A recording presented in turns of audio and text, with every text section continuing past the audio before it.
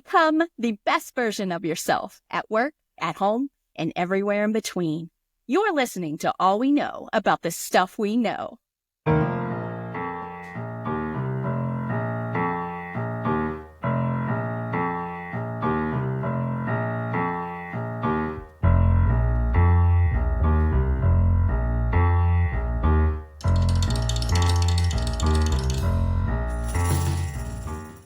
Are you passionate about personal development? An aspiring leader aiming to make an impact? Do you wish to be more content in your personal life? You're in the right place. All We Know About the Stuff We Know is a podcast presented by Focus Tools and hosted by Ashley Martin and Dave Osgood. It is your go-to resource for leadership, team performance, and personal growth. Each episode features real-life stories infused with timeless wisdom and humor from Ash and Dave, seasoned trainers who have guided thousands of people to become more effective on the job and at home. We'll help you avoid common pitfalls in communication and decision-making. We'll raise your awareness about why you do the things you do. And we'll give you simple strategies to help you elevate your relationships, achieve outstanding results, and live a more fulfilling life.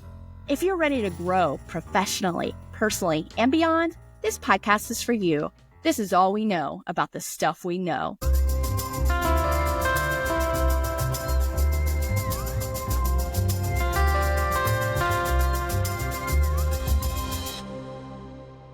Ooh. Okay.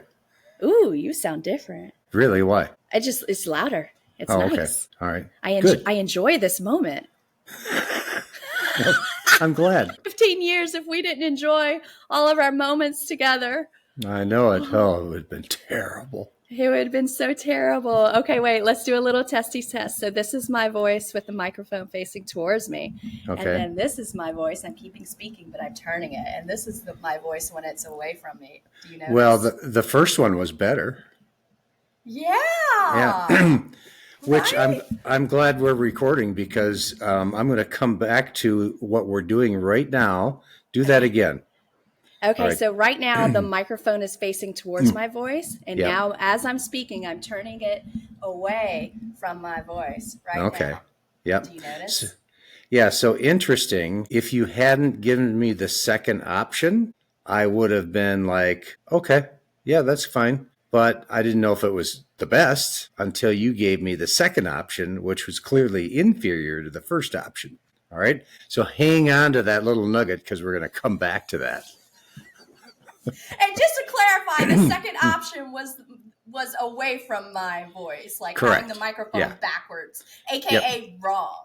Yeah, I guess so. Yeah, the first option was clearly better. Okay, so now we're clearly on the best method because now it's facing towards me again, and I'm ready Yeah. to roll. Yeah, if I was a microphone maker, I'd just put a great big arrow that says, this is front, and we wouldn't have to do all this. Yeah.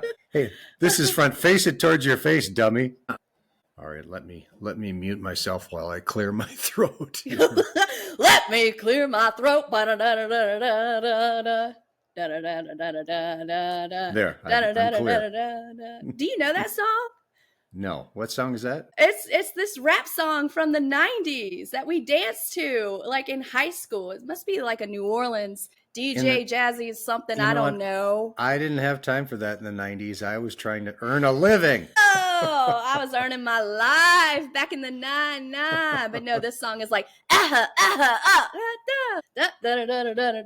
so it's essentially him clearing his throat and we're all like jamming. We are like bopping.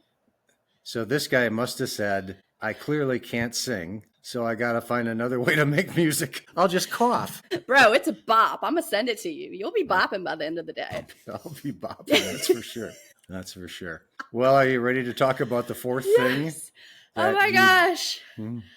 The fourth thing that you didn't know that you really do need to know about making decisions? I think we're on number 4, aren't we?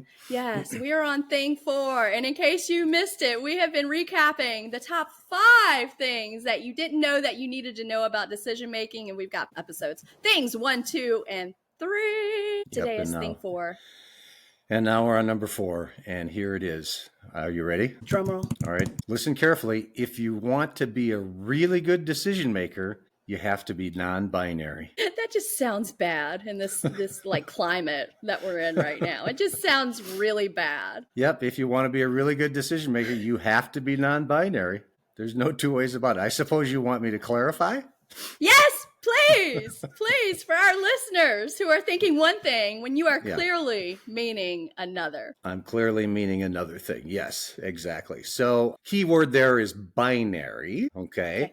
And so I'm going to come back to this in a minute. But the way a lot of us think about decisions sets us up for a bad outcome. And even sometimes the way we talk about decisions with others, or the way we kind of frame them in our own heads. Okay. Because a lot of us will frame decisions in, get ready for it, binary terms. Okay. And so binary means two, right? Binary means two. Right. I got that far. Okay. Yes. So binary decisions are yes, no decisions, right? They're go, no go decisions, or should we do this or not kind of decisions, right? Where we framed them so there's really only two choices.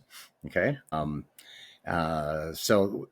why do we do this? I'm not really sure, except I think in kind of the quest to be, efficient, we sort of boil things down to their simplest terms. Should I do this or that? Should I, at work, should we move forward on this project or not? Should we, attempt to grow this way or not? At home, it's, should I buy this new vehicle or not? You were doing that, last year was it? So yeah, we got all kinds of things going on that kind of get in the way of making good decisions. Why do you think they're a problem? For me, it's a lot of pressure. It's a lot of pressure because you're talking about binary decisions, and I'm thinking about, a few years ago, the biggest binary decision of my life. What? Can you hear me? What's wrong with you? It's on my end. I think it's my problem. So many things are Dave's problem. He is a risk mitigator, problem prevention in the middle of it happening live time. No, I'm still recording. Ow. Hey, we got performance issues. So let me move. Okay, bye. He's back. There we go. I'm back. Are you sure? I think so. We're back. So you asked me how I felt about binary decisions. And you were like, you're freezing. And I'm like, that's exactly how I feel about binary decisions. I freeze. Said, yeah. Do you like binary decisions? Yes or no? Is this a decision-focused joke? Oh, my gosh. There's not too many of them, but that's one of them. Yeah. Lord help us. Lord help us this morning in our issues. Yeah. Our decision-making issues. No, I don't like binary decisions, but it's easy. It's easy for our little pea brains to automatically try to relieve our pain by saying, should I stay or should I go? And that's honestly how I felt a few years ago, making the biggest decision of my life. Should I get a divorce? Should I leave? Yes or no? And it's oh my gosh, there's so much pressure. There's so much pressure. And part of the reason why your brain hurts is because you're forced into only two options, right? Right. And in life, there's some decisions like that where maybe there's just two options. But our experience over the last cajillion years is that no, there's the way we frame our decisions will force us into only two options if we frame them in binary terms. But there's lots of other ways to approach decisions that will free us up to look at many more options to broaden kind of the scope of the decision. Mm-hmm. So that brings me back to the fact that, we got to be non-binary, right? We have to figure out a way to frame our decisions to give ourselves more options. We'll talk about that in a second. And one of the reasons why we do this is because this is kind of brain science stuff, but our brains are wired for comparisons. We're really good. Our brains are really good at comparisons, but they're not so good if we only have one thing to compare, like a go-no-go decision is kind of like, all right, I'm looking at this one thing. Should I do it or not? Right. But I can't compare that to other options I have because I'm only looking at one thing. Okay. Right. So here's an example. Here's a personal example. So we like to drink wine at home, red wine with dinner. Yeah, I know. You do? Yeah, go figure, right? And we like to drink French wine because that was our first wine tasting experience. Was in France a million years ago because Mary's sister was over there studying for several years, and we went to visit and we had dinner with her one night, and she served this ordinary French wine, and we tasted it. It was like, ooh, this is really good. Wait, hold up. What part of France was it in? She was in 2 parts. She was in a town called Saint-Étienne, which is kind of in the middle of the country, more towards like Grenoble, the Alps. So it's kind of on halfway between Paris and there. And then the last half, she was in Paris. And so when she was over there, we hopped on a plane, went to Paris and did a lap around France, and it was amazing. And so every place we went, we sampled the local food, which was amazing, and sampled the local wine, which is amazing too. So fast forward to today. The other day, I went over to Trader Joe's, our favorite or second favorite place to buy food, and picked up some French wine, a couple of bottles of French wine. And so I said, honey, we're going to do a taste test tonight. So I opened up bottle number 1, this one right here. Okay. I was like, he's got his wine bottle sitting right next to him at the bar, next to his laptop. They're never more than 6 feet away, just in case I need to drink wine to make you more interesting. Oh, don't make me bring up that story. I will. That's right. Why do I drink wine? I drink wine to make you more interesting. Yeah. So anyway. Never mind. I won't say it. So back to this. So I open up this one and pour a glass. And she doesn't know how many choices she's got. She only knows that I've opened up this wine, poured her a glass and said, okay, taste this one. What do you think? She goes, oh, it's good. And I go, that's it? She says, yeah, it's good. I said, okay. That's a very Mary response, by the way. Yeah, that's good. Short, to the point. Yeah. Yep. So then I said, all right, let's do another one. So I opened up this bottle of wine. So first one was this one, second one was this one. Okay. And I opened up that one. Again, she doesn't know the wines. We're doing this blind. And so I give her the second glass and she tastes it and she goes, oh, this one's better. And I said, I thought you said that one was good. She says, yes, that one was good, but this one is better. Well, the reason she could do that so quickly was that her mind and all her senses were firing on comparison mode right away. And so she could immediately say, this one's good, this one's better. And the brain really helps you to figure that stuff out. And so like there's a book written many, many years ago called The Paradox of Choice. I can't remember the guy's name who wrote it. Barry Schwartz was the guy's name. Anyway, he talked about comparisons and about brain science and the fact that we're wired to make comparisons. And so he talked about a woman who made homemade jams and jellies and jams, brought them to the county fair. And the first time she had just her one favorite jam, and I forget what it was, raspberry or something like that. And she had people taste test it. And if they liked it, they could buy a jar. And she sold a few, but not as many as she thought she could sell. But she sold enough that it was like, okay, I got to do more of this. So the next year she had 3 different jellies and jams, brought them to the state fair. And now people could taste 3 jellies, and sales like tripled the second year. Ew. And part of the reason this guy explains is because people then could have something to compare, and they could go good, better, best, let's get this one. But when you have nothing to compare, it's harder to make a judgment, or at least make an action based on a judgment, if you only have one thing to compare. So in decision making, we want to set up decisions so that we can let your brain do what it does best, and that's compare things, compare options. Okay. Yep. So right, and not just 2 options, not just comparing my current mode of operating and my potential mode of operating. Right. Okay. So I was talking to our friend Van Holmgren, or you've heard of our friend Van. Anyway, we were talking a while back about he's a professional golfer, and he was talking about relocating to a city that would be good for professional golf. And he was in Fort Myers at the time, Fort Myers, Florida. And we were talking one day and he said, I'm not sure if I should stay in Fort Myers as I begin my professional golf career or move. And so I'm really wrestling with, should I stay or should I go? What you said earlier, should I stay or should I go? Yep. So we talked about it. And so a lot of people, when faced with a decision like that, would go into like pros and cons. Well, it's, the weather's nice here, or traffic's, the traffic is kind of, harsh here, especially in the wintertime when there's snowbirds. But if I went somewhere else, then I might not have as good a weather. And so your brain is, tossing all this stuff around without a kind of a measuring stick to measure different options against, because again, he had framed it only, should I stay or should I go? Yeah. So you're saying that doing pros and cons lists is not the way to go. It's, it's okay. It's good, but there's better ways to do it. Yeah. Because the problem with a pros and cons list, if like, maybe he would have said, hey, what about Fort Myers versus Phoenix? Okay, well, let's do the pros and cons of each. Well, Fort Myers has got these pros and cons, and Phoenix has got these pros and cons. But when it's all said and done, then how do you just add up the number of pros and cons? Like, okay, this one's got 17 pros and 10 cons. This one's got, 12 pros and 8 cons. Mm-hmm. Well, how can you make heads or tails out of that? Because not all pros and cons are created equal. Some are more important than others. Ooh, say that again. Yeah, so not pros and cons, they're not all created equal, okay? Because some are going to be more important to the decision maker than others. So you got to figure out a way to acknowledge that and still give yourself a way to make comparisons. So yeah, we don't like pros and cons. I mean, it's better than nothing, but there's better ways to do things. So talking to Van about Fort Myers, should I stay or should I go? I said, Van, what you're really trying to do here is you're trying to select the best place for you to live as a professional golfer.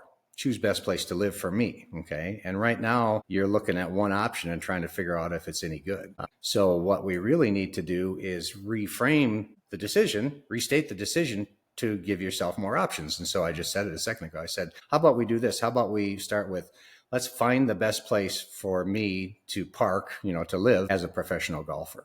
So choose best location for me, or choose best place to live for me in this part of my life when I'm playing golf professionally. And so then now all of a sudden we got the current place, Fort Myers. And I said, what are some other options that you might have, that you might look at? Well, I like Phoenix. I've got friends there and I've got some other buddies that play professionally there. So that'd be good. Dallas is good because Frankie lives there. Frankie. Frankie is one of my best friends. He lives there. So maybe Dallas. And, Knoxville is a good choice because my girlfriend's there. Okay. Hey, all right. Yeah. Perks.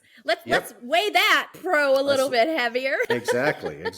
So what we did then was we set it up so that we could have him compare several different locations. But the way that you compare those locations then is you have to compare them against a yardstick of criteria, right? In the language we use is musts and wants. But that's a topic for another episode, musts and wants. Right now, we're just trying to figure out how do we give ourselves the best chance as a starting point to come up with the best quality decision for what it is we're truly seeking. Yeah. Right. So remember did we talk last time or the time before about your friend who was considered leaving his job?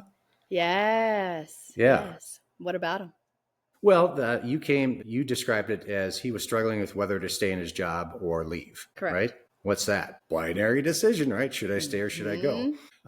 And he was really struggling with it because, again, there's pros and cons of each. There's risks of staying, risks of going, and all that. And so if we were in a coaching session, what I might say is, first I might ask him, well, why are you considering this in the first place? And, is it the present situation has changed? Why is this an issue? Why is this a problem? Why do you need to make a decision? Is the present situation deteriorated or changed to the point where it's no longer feels attractive? Or are you is something new popping up on the horizon that's kind of like, ooh, here's a shiny object. I should go check this out. And both of those things are important, but they will both help us down the road to figure out a criteria list for that decision. So if we were coaching him, we'd probably say, let's reframe this decision to give yourself more options, because should I stay or should I go feels kind of, it's uncomfortable, right? Right. And you talked about that last time, like growth versus comfort. Like comfort is the enemy of growth.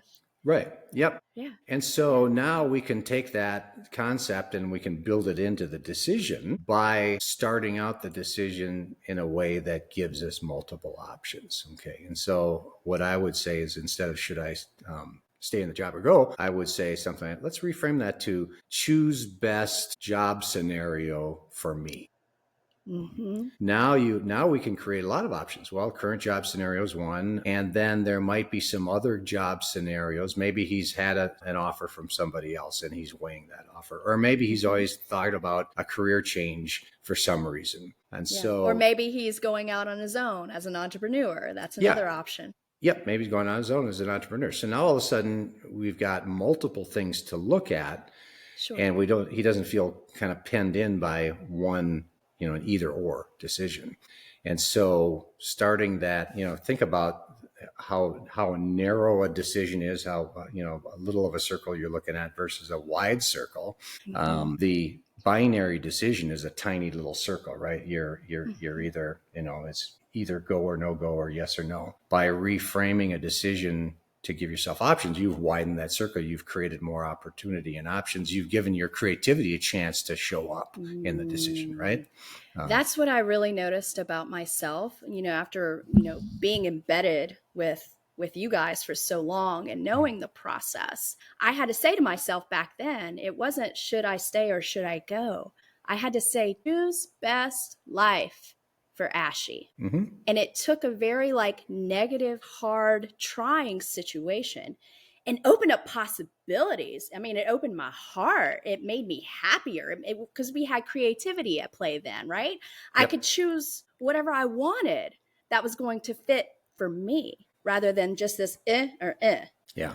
Which is scary and hard. Yeah, scary and hard because, the one was a situation that was not acceptable. And the other one was kind of this unknown that had a whole bunch of kind of risks that are floating around that, what if my new situation isn't any better than my current one, but I hadn't figured that out in the beginning. So by reframing the decision of choose best, whatever it is, life for me, now you can start opening yourself up to the possibilities.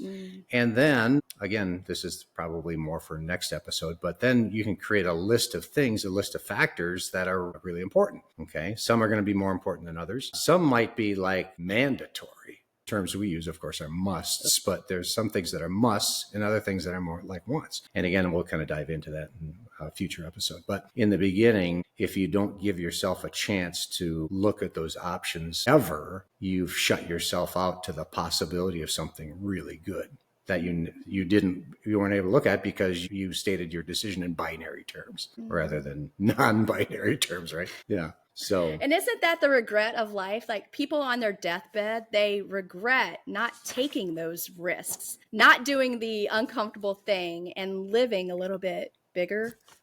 Yeah. And I'm guessing a lot of people will probably say also, I regret not listening to all the episodes of All We Know About the Stuff We Know. I mean, I'm already living in that regret daily. Yeah. I'm crying myself to sleep from the pressure and sadness and the weight of it all. I know. Exactly. So, yeah, I think, so this is one thing that, we've been talking about decisions in your personal life versus decisions at work, or if you're not, work-related decisions for whatever it is I'm doing. This is one thing that is equally prevalent in both places, work decisions and personal decisions. So here's an example of a work decision. I did some work many years ago with a company that was in the advertising and marketing space, and they had a very cool niche in that, and I won't go into the details of it. But it was a startup that had grown and continued to grow, and all of a sudden they were like, "Hey, this is a big company, bigger company now." Way to go! So I was brought in by the board to kind of help the board of directors and the CEO of the company to collaborate better, especially on big decisions, because there were a lot of decisions that the company was facing in their growth, and they were all, kind of fun decisions. Whenever you're growing, the decisions are a lot more fun than when you're going the other way. Sure. So, how much money should we spend at our work party? Exactly. Yes. So we're getting ready for a board meeting. They had board meetings every quarter, I think. And so the CEO would create the agenda, send it to the chairman of the board, and they'd review it. And they say, yeah, okay, that's a great agenda for the meeting. So as the CEO is creating the agenda, he sent it to me the same time he sent it to the chairman of the board. And I saw, the typical things on board meeting agendas are like financial overview and forecast and, investment related stuff if they have investors in the company. So all that was like 1, 2, and 3. And then number 4 was just one word with a question mark. And number 4 was Canada ? And that was it. Yeah. And so I thought, well, this is going to be interesting. Let's see what happens, because it was super vague. And, maybe they had some inside information I didn't, but I didn't know what the heck he was talking about. So we get to the board meeting. I'm there, and we go through item 1, 2, 3, and then we get to item number 4. And it was the term, Canada. And so the CEO goes, boy, I'm really glad that we're all here, because we got a really big decision and a really big opportunity. And that opportunity is to expand what we do into Canada. And so I'm really struggling with the decision, and and I'd love to have your support and help trying to figure out, should we expand to Canada or not? Okay. So immediately in my head, ding, ding, ding, ding, ding, ding, right? Ding. Binary. Yep. Binary. So I thought, okay, let's just see what happens. He says that, and immediately one of the board members pipes in and says, boy, that's a great opportunity. Canada, oh my gosh, these folks were located in Minnesota, so they're our next door neighbors. We can just scoot up there, and this is a long time ago before the current Canada situation. Right. But great market. Let's go. Yeah, great market. We're practically Canadians living in Minnesota anyway, so why don't we do that? It'd be an awesome opportunity. And another guy across the table goes, I think it's a terrible idea. Canada. What are you talking about, Canada? You got this giant country. There's only X million of them. California is bigger than Canada. Why don't we focus on California, where we're not doing all that much right now, and forget Canada? New regulations, new oversight, new this, new that. That's a dumb idea. And so now all of a sudden you've got this conversation of these people now you got the debate going on. Should we or shouldn't we? And it turned into kind of a mess. Because these folks were forced into picking one option or the other option. Should we expand or not? Right. And they're shouting out their pros and their cons for it, which is good. But you've stated it's not the best way to make a decision. No, not in this case, clearly not the best way to make a decision. So, and they got nowhere. I mean, they ended up in an impasse. And so, the chairman asked me, he said, Dave, what do you think about this? And I said, well, I don't know about the quality of whether or not to expand into Canada, because I don't know your business. But what I do know is the way you've stated this decision has set you up for this argument. And they go, wait, really, why? And I said, because it's a binary decision. You've got one option. You got go or no go. Should we go to Canada or not? And I said, maybe we ought to look at this a little differently and figure out how to broaden the scope of the decision so we don't only have one option. Okay. Because what are we really talking about here? And the guy goes, well, growth opportunities. And I said, okay, so what you're trying to figure out is whether Canada represents a really good growth opportunity for you or not. Right. And they go, yep. I said, how about we do this? Try this on. Choose best growth opportunity. Okay. Now, Canada might be one option, right? It clearly was. You betcha. But you betcha. But as one of the other guys says, California might be another really viable option because they didn't have a large presence in California. So now you're talking about choose best way to grow geographically. So now when geography is there, now you might say, what about Mexico? What about Europe? What about Asia? Would those be viable alternatives to look at? So now they've kind of expanded from Canada to other geographic growth opportunities. But then another guy said, well, that's just growing geographically. What about new products? That's a way to grow, right? Yeah. Have you looked at that? So here we went from here and then to here, and now we're even thinking here. This decision has gotten bigger and more creative. Yeah. Right. Yes, exactly. So now I said, okay, what you just said is choose best growth strategy. One strategy is to grow geographically. Another strategy might be to grow with new products. And I said, would there be other growth strategies? And one of the board members says, acquisitions. We can grow through acquisitions. Oh, okay. So that's another growth strategy. Long story short is we left the meeting and they picked a broader decision statement to go to work on rather than Canada or not. And they picked the growth strategy. They said, what we really need to do is figure out, where we want to put our eggs in terms of growth strategy. So they sent the CEO back and to start working that decision with some options and some recommendations. And then they went through musts and wants, and they ended up having a much more planful discussion at the next board meeting about growth strategies. Sure. So here's something, again, if you rewind, they got in trouble. They got into a pickle because they were looking at growth in a very, very, very narrow way. And again, some of it was time sensitive. The CEO said, you know what, we've got some opportunities that may not last, so we may need to act quick, faster rather than slower. Okay, well, we can build that in. So starting with the binary decision statement was clearly not the way to go for those guys. Right. So not only did you hopefully avoid making the wrong decision, you potentially avoided limiting yourself to making the wrong decision, right? Oh, yeah. Because you went from here to here to here. You got really, really big and broad with the best opportunity for this company rather than automatically saying, what you said about the guy, you said he was the problem. Essentially, it's me. Hi, I'm the problem. It's me. Like the way that you frame this decision is why they're arguing right now. Right. Yeah. Yep.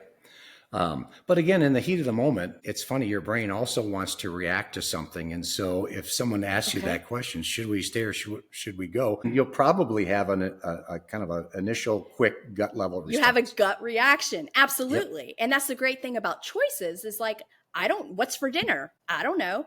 Hey, do you want Chinese or pizza? Pizza, right?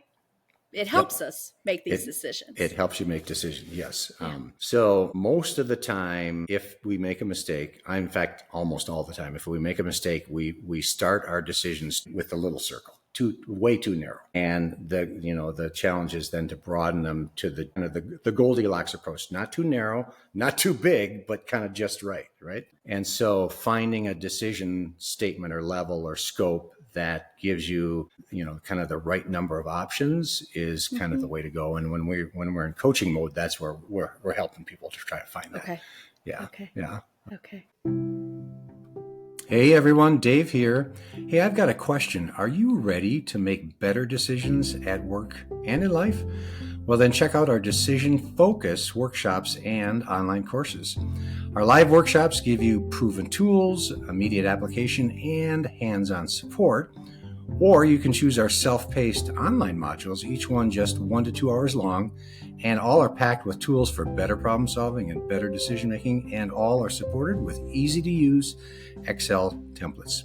Here's the best part. Right now, every online course comes with free coaching to help you apply decision focus to your biggest challenges and most important decisions.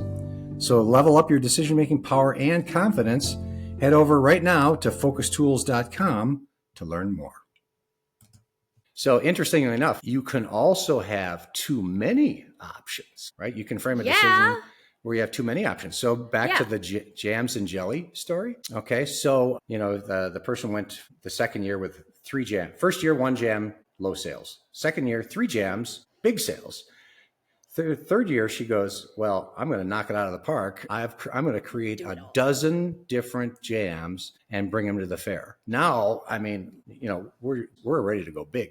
Third year, dozen different jams, all the spoons, for trials. Sales went down. Sales went down from the second year to the third year. And the author of the book describes this. Sometimes when you have too many options, your brain kind of shuts down. Like, well, the raspberry was good, but you know what? The blueberry was pretty good too. The strawberry was fine, and the pomegranate, I really like that. Yeah. But I only want to spend so much. I don't know what to do. I'm frozen. Right. I know what you do. You go with the raspberry jalapeno every time. Raspberry jalapeno. Yeah. Now, if this state, I don't know where it was, but if it was Minnesota, that, the jalapeno is almost like a dirty word, right? I know. Spice? Forget it. Exactly. So sometimes too many options causes people to kind of shut down. And again, that doesn't happen very often. But if I see someone with a decision and I say, well, what are your choices? What are your options? Well, I could do this, or that. I'm thinking, okay, we got too big of a circle here. We got to kind of tighten that up a little bit. And so we'll try to reframe, the decision so that there's a kind of the right number of options, whatever that is. Right. Yeah. For our YouTube viewers, you'll notice that Ash and Dave decided choose best color hoodie to put on this morning. Yeah, that's right. Yeah, that's right. Well, and for me, it's either blue or blue. I think those are my options pretty much. We are twinning and winning. I love it. Yeah, exactly. So too many options is just as bad, but it doesn't happen that often in decision making. And the other bad thing about too many options or too many decisions is this concept called decision fatigue, which we've written about before. But again, that's a conversation for another episode, but that's a very real thing too. Yeah. Real quick, isn't that why Steve Jobs decided to eliminate his wardrobe down to the bare minimum because he had so many decisions going throughout the day? And he's like, I need to make this easy. Yeah. So the kind of the concept there, or the theory, which is not a theory, it's really true. And that is we only have, no matter where you sit in an organization or what your job is or where you are in life, we all have a limited amount of bandwidth at each day to make decisions. It's almost like the battery in your phone. We only have so much power, decision making power in a day, And so if we're constantly making lots of decisions, and then the important decisions take more power, they suck your battery down faster than the little decisions, but they all drain your battery. And so if you're in the kind of a job or a place in life where you're having to make a lot of decisions, you might find yourself exhausted by the end of the day, mentally, because you're having to make all these choices, and each choice takes a little toll on that bandwidth. And so some people take that to the extreme, and that was the story of Steve Jobs, that he always wore the, what was it, the mock turtleneck and jeans every day, because that allowed him not to have to make a clothing choice every day. One or two less decisions every day. Now, is that a big deal? Well, I don't know. For him, it was. It just freed him up to focus on the more important decisions. Right. So, yeah. Yep. Have we talked about before how much energy we're spending on weighing options that don't matter? And I'm asking this because I was talking to my friend about his job situation, same friend. And he's like, really?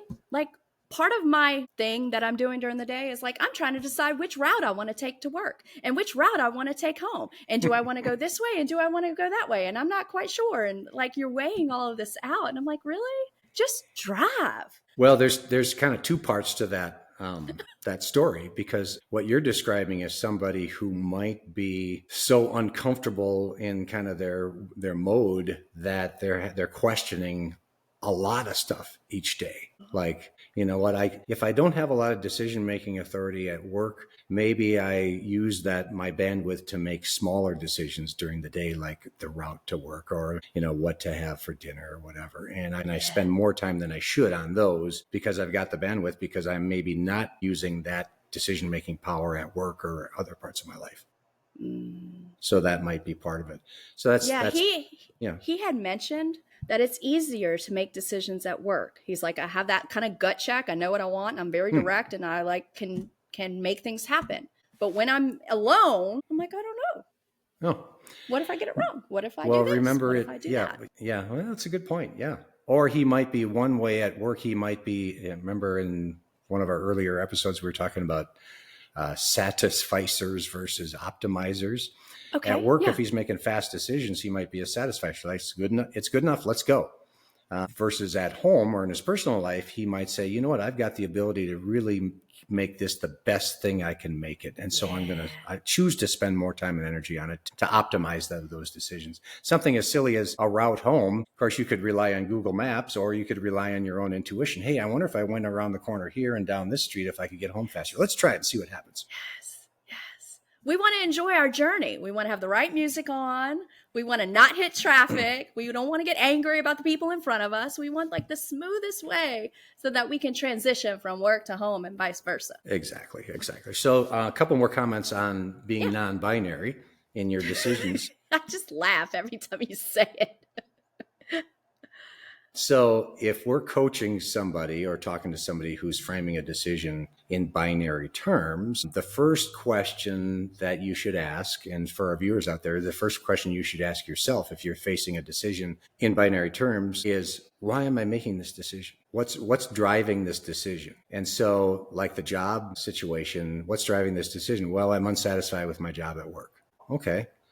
So that's really driving the decision. So then if that's really driving it, then that will become a very important factor in whatever you do. And he probably knew this, but rather than figuring out, hey, do I bail out and find another job? Maybe the challenge is, or the decision is, choose best way to have more satisfaction at my current job, or explore alternatives that will scratch that itch without having to make a giant change. I love that because you're right.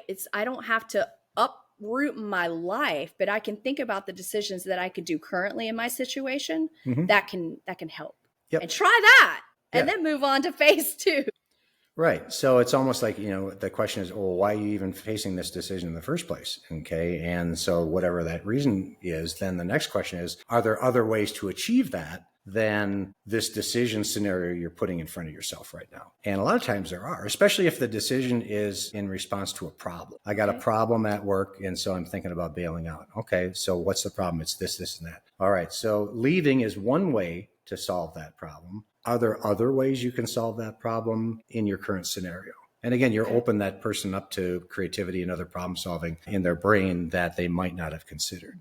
Yeah. So there's lots of different ways to reframe binary decisions. It's just a matter of knowing that and really, fitting it up front before you do all the hard work in the decision making. Yeah. And so in our decision focused classes, we talk about this, and we talk about it mainly with work decisions, but the same principles apply with personal decisions. And that is, there's a couple of different ways you can really help avoid that binary decision statement pitfall.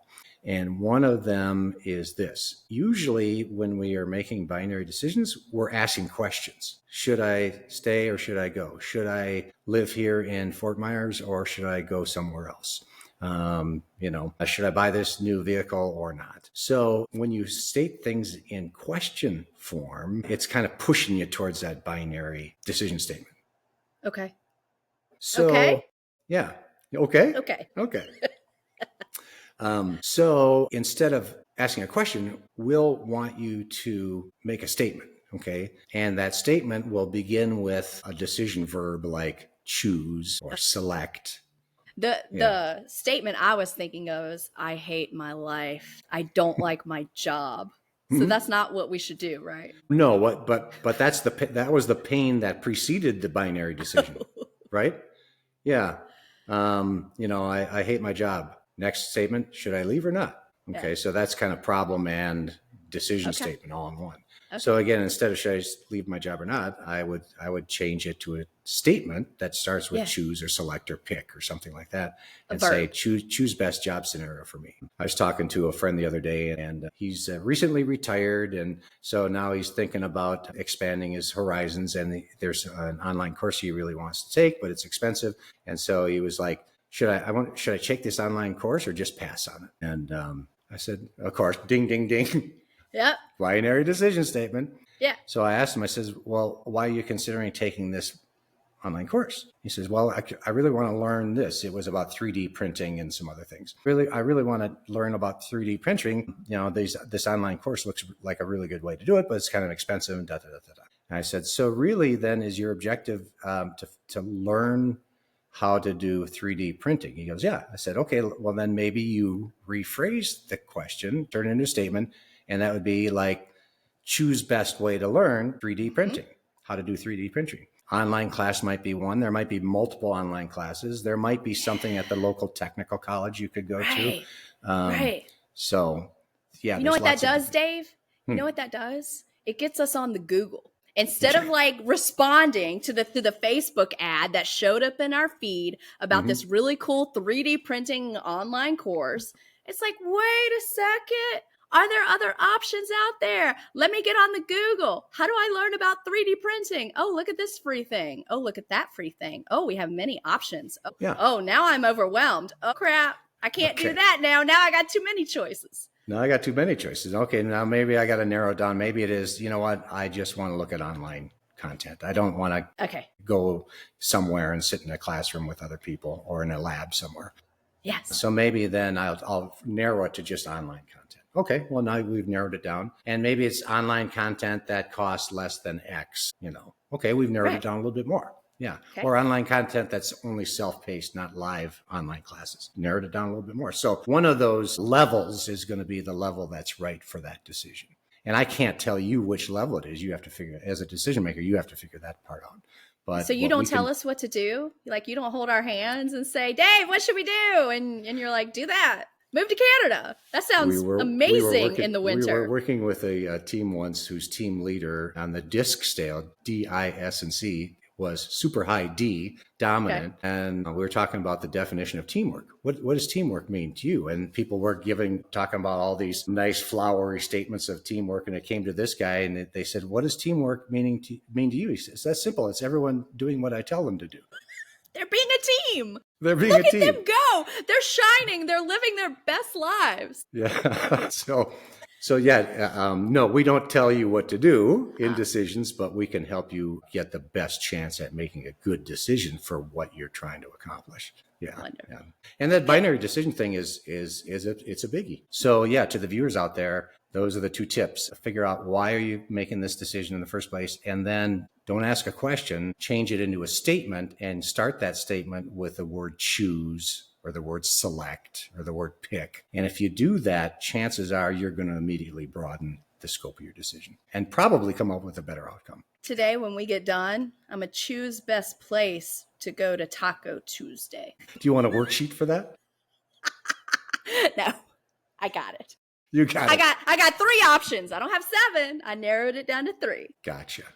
So, yeah. So there you go. Thanks, Dave. And then, if you want to take that further, of course, and you really want to dive deep into decision making, then go check out our online decision focus courses, because we get deeper into a lot of stuff in there. But these concepts right now, you can take with you and get immediate use from. Yep. I'm excited. I mean, if you're not excited, you're not invited. You've been waiting to say that all day, haven't you? No, let me tell you what I've been waiting to tell you since last Tuesday, when you gave me that really sketchy joke about screenshotting your body. So is this going to make it into the bloopers, or is this going to be part of the episode? This is a little lanyap, a little bonus content. Yeah. So after your joke last Tuesday's podcast, my dad sends a text message to our family thread. And he's like, so I combined a laxative with a can of alphabet soup. I call it letter rip. Now that's funny. As he would say, that's funny. I don't care who you are. I don't care who you are. That's just funny. Stay tuned for next week's episode where Dave's going to top that joke. Yeah. I got all week to think about it. You're up, Buster. Funny.